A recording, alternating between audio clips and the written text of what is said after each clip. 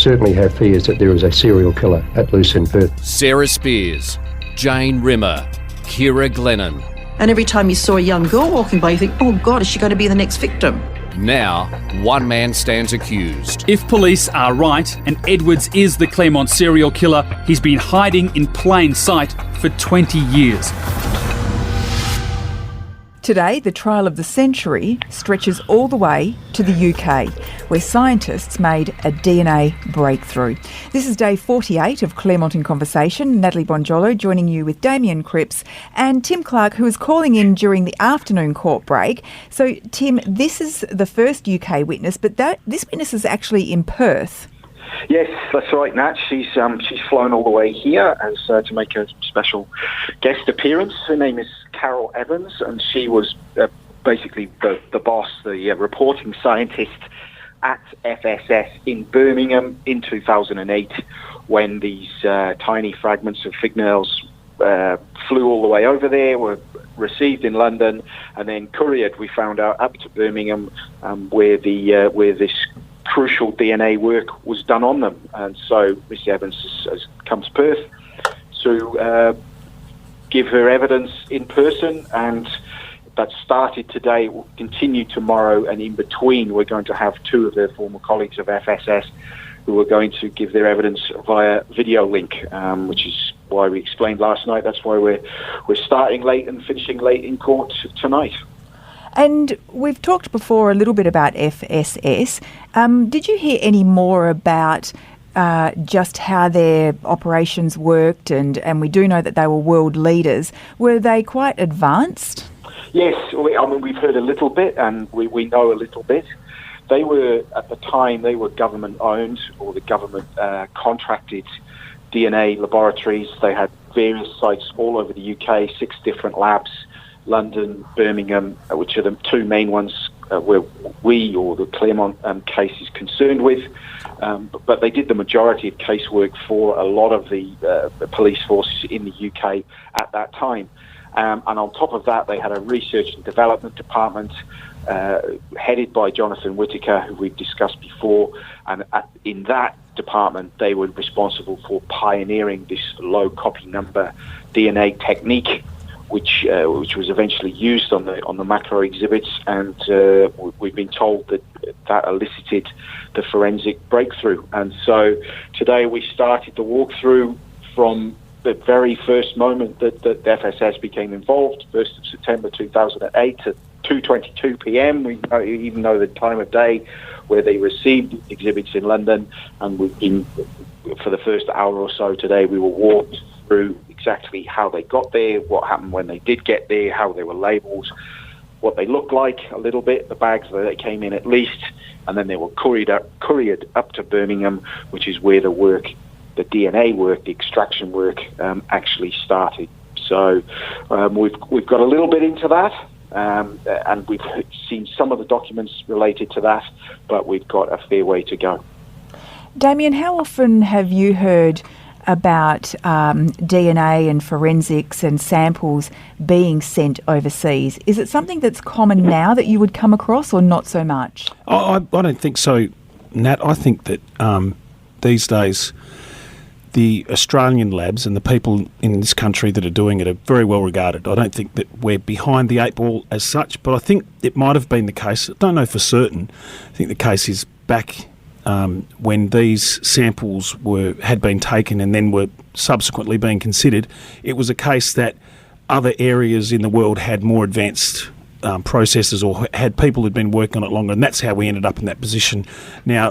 And it might be the case that you might simply find 1 or 2 people or one lab that are actually excelling so far in front that when the question comes up, somebody who's aware of that lab might say, you know, we might really benefit from sending this over there. I'm not really completely up to speed on the background of why these samples were sent where they were sent, but it seems to make sense that if you're really trying to get to the bottom of what a sample means to a case, and somebody can give you those answers, you would spare no expense. You'd put it on the plane and send it. So, but my view at the moment is, well, not my view, but my outlook on where we are at the moment with samples. I think that the Australian bodies and companies that are doing that have got all the technology that anywhere overseas has. But it does come down to the people that are operating those tests, and are they measuring up? And it wouldn't matter what part of the world you're in, you're always going to have fluctuating levels of people's abilities. And as I said to you guys when I was last on, people make mistakes. Sometimes people make mistakes. You can allow for it, but you can't prevent it. You can reduce it and do all those things, but unfortunately, we're humans, and you put a human into the element and things can go wrong. So, but I think right at the moment, most of the testing facilities and everything we've got here are world class. Yeah. Well, as we've seen, Path West during the course of this trial have been put under extraordinary scrutiny. Tim, was there any discussion with Ms Evans today about their processes and their chances of contamination in their labs? Yes, there were. For the brief amount of time she was on the stand, she was taken a little bit to their practices and how their labs operate. As I mentioned, there were 6 different sites dotted around the UK. So the movement and tracking of movement of exhibits had to be spot on, obviously, and we've seen a little bit of that. Well, we've seen a lot of that here, but now we've seen a little bit of that there as well. And she was asked a little bit about their facilities, particularly in the lab called Trident Court, which is where she was based and where this work was done. And we heard that their extraction lab, or the lab that the initial process was done, went to extraordinary lengths, this is in 2008, to make sure that there was the least amount or minimisation of the risk of contamination, to such an extent that they had a pressurised lab which enabled the air to flow only out of it and not into it from other parts of the lab. So there wasn't any chance of any particles from any other part of the building flowing in. So, and the judge asked a specific question: well, did that mean that when you opened the door, that the air from this particular pressurized lab only flowed outwards, out of the door, and didn't come in? And she said yes. So that was the extent they were going to back then, to ensure that their processes were as clean and as contamination-free as possible. She also said that they always, in that particular part of the lab, where the first exposure, I suppose, of the exhibits were done, they wore lab coats, gloves, hairnets, and masks at that time. And Ms Evans described how it was basically cleaned top to bottom every week. So, I mean, that's the level that they were working on at that time. But as Damien says, your practices are only as good as your people, I suppose. And those people those are the 2 witnesses that we're going to hear from tonight on the video link, including a man called Andrew Talbot, who we've learned in the opening, was the scientist that actually did the extraction on the crucial fingernails. So we're going to hear from him next, and I'm sure Mr. Jovich will be asking him all the same questions that he's asked all the other scientists about what he did, what he wore, and maybe even what car he drove. Tim and Nat, while you're on that point, Tim, let me throw this into the mix. When people are listening and people are attending the court and people are going to any court cases where there's a question of DNA, a lot of the time I hear people say, "Oh, this is the result of defence lawyers." This is because defence lawyers put the prosecution globally, not just here, to such a task to prove beyond a reasonable doubt that the DNA comes into question. Then comes all these questions about the contamination, and it might seem like I'm just saying it because I work in the area of defence, but I think it's important for people to remember that although it appears like the defence are the cause of those tests to be so drawn out and questioned, it's not actually the defence that's doing that. It's the system that creates an environment where the test must be that it's proven beyond a reasonable doubt. So all the while you're hearing about this, these DNA samples being taken overseas and being putting through this test that Tim was just talking about then, where the air only flows out of the room, and it took me back to the Burswood Dome, where I feel like if I think about that might have been our first DNA testing lab here, and it always seems to be that the defence gets blamed for this system, but it's not actually the defence. The defence does use the facility. I certainly appreciate the defence says, well, you have to reach this point, and therefore you show us that this is uncontaminated, if I could put it that way. But it's actually just our system. That's the system. That's the way we work, and that's what the test is. So when people are thinking like that, perhaps it's good to think that the reason why that system exists that way is because that's what we as a community have accepted, or what has been decided over the course of the years will be the test that it has to meet. And it serves everybody. So it's not just serving, it serves us all to know that in our time of question, if it ever comes to a point where we're being questioned about or alleged to have done something, we'll be protected by the same system. So it's always good for people to consider it that way as well. And it really does make you think quite hard about the situation, and instead of thinking that, oh yeah, well, you know, there's DNA here and therefore it's a done deal, people are coming up to me socially and saying, oh, I never thought of that. And, you know, that's really interesting how, you know, that contamination could mean something about this and this means something about that. And so we're really having to think about it in ways that we probably wouldn't have in the past. Absolutely. And I think one of the points that got raised recently, which really stood out in my mind after I'd left doing the podcast, was I think Mr. Brennan had raised the issue about the telephone in the lab. I hadn't thought about that, but it just takes one other person to raise something that could have contaminated any sample. That certainly gets you thinking, and therefore takes you back to the question of reasonable doubt. Yeah, Tim, that's fascinating with the air only blowing out one way, because in this podcast we have spoken before about, you know, DNA can't fly around the room. So it's now interesting to hear them say that, you know, they were going to these extraordinary lengths to even make the chamber airtight, if you like. Yeah, or even, you know, more tight than that, in that it could only come out. Nothing could come into that lab that wasn't supposed to be there. So, and Damien's right about the level of proof. That's what we should expect of when you're accused of such heinous things like this, in this case in particular, but in hundreds and thousands of other criminal cases that go on all over Australia, all over the country, you know, almost 365 days a year. We should expect that that standard of evidence to be watertight, or in this case, airtight. Is FSS still operational? No, so they were sold or shut down basically by the UK government around about 2012, I think, which caused a huge amount of controversy in the UK at the time.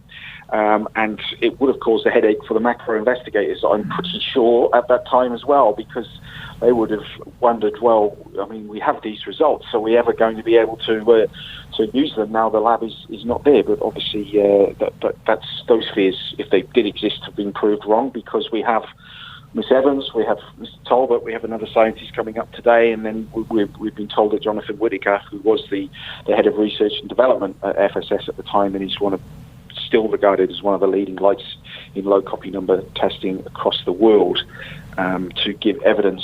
And obviously, we've seen today just a portion of the documents that still exist as well, and that's obviously a very important, not in just in this case, but of the hundreds and thousands of cases that FSS would have dealt with over the years. And Dr. Whittaker was involved in, as we've mentioned, the Bradley Murdoch, Peter Falconio's murder in 2006, 2005 and 2006, which resulted in another major conviction of a major Australian case. So he's not averse to giving evidence in Australia, and we're going to be hearing from him as well as his various colleagues for several days. Tim, can I just sidetrack a little bit? I know you always enjoy this when we sidetrack. Of course. But it's a question that's been playing on my mind for a couple of weeks. And I'm a listener to this podcast, so I imagine there's other people that wonder the same thing. There's obviously a fairly significant contingency of media in reporting on this case as it's happening every day. And there's a number of reporters / journalists at the court each and every day, trying to get the best information they can to report to the people that are their audience. Could you tell me what the climate of the relationship between the court and the media is at the moment? Obviously, I haven't been down there, so I'm just interested to know what your feeling is on that. It's actually, it's not too bad, actually, Damien. Given the public interest in this case, the size of this case, the length of this case, or the trial, most of the journalists that are covering it are quite experienced themselves, quite senior, from the various media organisations, including Seven West, who I represent, the ABC, the national broadcaster in Australia, and the other television networks. They're all sending pretty experienced senior people, which I think helps in the relationship between each other, because, well, we sit in a room and in a court all day, every day, and we're coming up to day 50 on Friday. So that's a long time to spend with each other, but also in the court. And over the course of the trial so far, there was a feeling, I think, at the start that maybe the judge Justice Hall was getting a little bit irritated with us because we were asking for so many exhibits. But we've settled into a rhythm now, if you want to call it that. And I think, speaking from my own personal experience and feeling, I think the relationship between the court and the journalists has reached a happy working medium, if you want to put it that way. And we had the issue a few weeks ago with the suppression order, which I think as from a media point of view, we dealt with as professionally as we could, and we reached an outcome there that I think everyone was comfortable with. Now, whether everyone on the outside and police, detectives are happy with the coverage, I'm not sure. We haven't been getting much negative feedback, I've got to say. And the way the WA police have employed a couple of liaison people that are working alongside or communicating, if you want, between us and them and the court and the families of the victims. So that's been very helpful as well. So I think it's going okay. I'll probably put a hex on it now. I'll probably be hauled before Justice Hall before the week's out for contempt or something. But I hope that doesn't happen, and I'm pretty sure it won't. Tim, what would be the thing that would cause the most angst, usually between reporters who are reporting on a case and administrators or other people who are in the case or in the trial? Well, that would depend who it was. In terms of the actual courtroom, you would never... and this is a slightly different case because this is a trial without a jury. So when you've got a jury, 12 or 14 or 16 lay people there, you've got to be... There's more care has to be taken, frankly. Not that we're not taking care in this case, but a judge cannot be influenced by press coverage. I mean, that's the basically the rule that we go by, because they are above all that and they're trained to be above all that. But when you've got a jury of 12 or 14 or 16, they might read something in the newspaper and it might influence them. And if that information is wrong or, most critically, hasn't been put before them during the trial, then that is that is a cause for concern, in that it could cause a mistrial, and then if that happens, you're in serious trouble with the court. And that, in the ultimate, that could mean a contempt of court charge could be brought against you as a reporter, and that charge does carry a prison sentence. So that we take that very seriously. In terms of police, you're always aware that writing something critical or saying something critical, in this case of a police investigation, might get people offside. You don't deliberately go out to do it, but when you feel that the comment or the is warranted, then you've got to be true to yourself and true to the journalistic practice and say report what is said in court. And some of that has been critical so far, particularly from the defence side of Path West. And then you've also got to keep in mind the families of the victims, and sometimes they're right at the top of your mind because you're sat next to them. You interact with them in the lift and in the cafe every day, and in this case, that has been the case. So you're always aware of what you write and what you say is going to have an impact. It can't not have an impact, but you do always, or I certainly do, have it at the front of your mind that what you do and what you say will have an effect over and above the trial process itself. And so you do take that into account. So, yeah, there's a lot to think about, particularly with online deadlines, which there isn't any. They just want it now, and all the other responsibilities. But that's what we get paid the small bucks for now. Yeah, I mean, it really must be at times a bit of a pressure cooker in there. And, you know, I know people will watch TV news and see these explosive things that happen outside the court, and that's because people are upset that the media is there. But as you've said, you know, generally people are taking all care just to report it as it is, but you can't take the emotion out of what is going on. No, absolutely not. And that's why court reporting is and has been and will remain to be one of the mainstays of all types of journalism, because the justice system is open. People are interested in it when they're involved in the case and when they're not.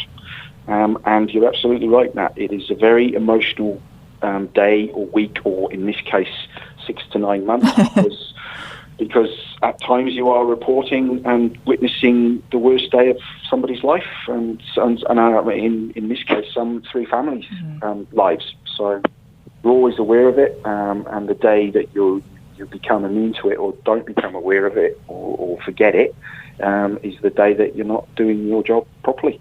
Yeah. Well, we have a very interesting and out of left field question from Jackie, and this is for you, Damien. I was gobsmacked about the information that 17,000 people gave their DNA as part of this investigation. Out of interest, what if some of the DNA voluntarily provided as part of this investigation matched other unsolved crimes? Could that be used to prosecute them? Well, it's a great question, Jackie. Thanks for writing in. And I might lean on Tim a little bit here as well, because from my recollection, and it's only my recollection, when the police originally called for the DNA donations, if I could put it that way, I thought there was some disclaimer put on it that it would be only considered in relation to this matter. So I think that in legal terms, that might not always be the case, and I haven't got the Criminal Investigation Act out in front of me, so it's not something that I could answer right off the top of my head. And I know I say that often, but I'm always conscientious that there's so many legal precedents and bits of legislation and case law that that always go against each other, if I could put it that way. So my initial view is that I think when this DNA was called for, the police made some sort of guarantee to people if they contributed their DNA for this matter, it would be disposed of if it was never used again. I don't propose that it'd be really handy for me if that was held against me, because I don't know that, but that's what my recollection is. Tim, do you have any recollection of that? I have got the same recollection, with the same vagueness. It wasn't actually mentioned in court when Ms. Barbagallo raised it, so there obviously are still records of the people that the DNA was taken from. We know that now. They were kept. Now, whether those samples themselves were kept, the extractions were kept, that we don't know. And we obviously don't know whether they have been used. But I recollect that was part of the deal with the public, if you want to put it that way. Yeah. That if you come forward and give your DNA voluntarily, it will only be used in this case and not against you in any other way, which might well have been why there were so many samples taken, because, as Jackie said, it was a staggering statistic that popped up in dispatches, and a staggering amount of work that had to be done by Path West back in the day. Well, if you think about the context of why somebody would ask that question, it's simply because what happens if I give my DNA and it's logged in the system and it's there forever, and I make a mistake later on, it'll be cross-referenced. And it's one of the things that we, as defence lawyers, we always give people advice in relation to, is that, if you're pulled over on a simple DUI, or when I say simple, I mean obviously not encouraging people to do that, but something that's not as significant as what this case is about. If your fingerprints and DNA are taken in the process of that, then they're logged in the police system, and that they can, when they do a scan of their system, they can come up. So that's why I don't know why what the reasoning behind Jackie asking that question is, but I would imagine that that's the reason. It's, as she points out, could it be used for other cases? But as I think Tim supported, or I have a recollection that there was some sort of guarantee given by the police. Guarantee is not the right word, but some sort of assurance given by the police that it would only be used for this matter. And I haven't heard anything to the contrary. No. And you imagine if someone... The reason for that question is that our listeners are some of the most dedicated, some of the most invested, and some of the most intelligent out there. And I've got to say, I've been absolutely staggered by the input and the continued feedback that we all get daily from our listeners. I had a bloke called Elmo reach out to me just a few days ago with some insight that hadn't occurred to me, and was really valuable in the way I was thinking about a certain part of the case. So keep the questions coming, particularly to Damien, because he loves getting them, don't you? Well, we do have some more from Damien. This one comes from Luke. Do the defence lawyers typically advise their clients on how to behave, act while they are sitting there? For example, don't display emotion, take notes so that you're not staring at the witness, etc. Let me put this out there. We encourage people to tell the truth. We tell them that telling the truth is what's required. That's what they have to do. The only time that I would ever give anyone advice about the way they behave in court would be if they asked me, if they said to me, what do you think that I should do? And my answer would generally be, try to just be as natural as you can, because I'm working on the premise that you're telling me the truth, and we want the jury and the judge and everyone involved to pick up on the same thing. Now, if I'm with a client who's telling me that they want to give evidence in a certain way, and I get the inclination from them that they're not telling the truth, I will say to them, you are not coming across as very truthful.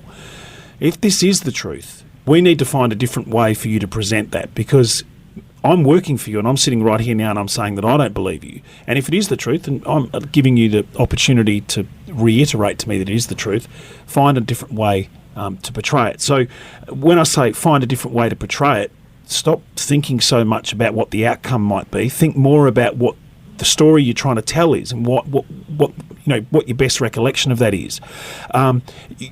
Please don't come. Please go and get a haircut. It's going to be beneficial to you to get a haircut because you're just looking a bit scruffy.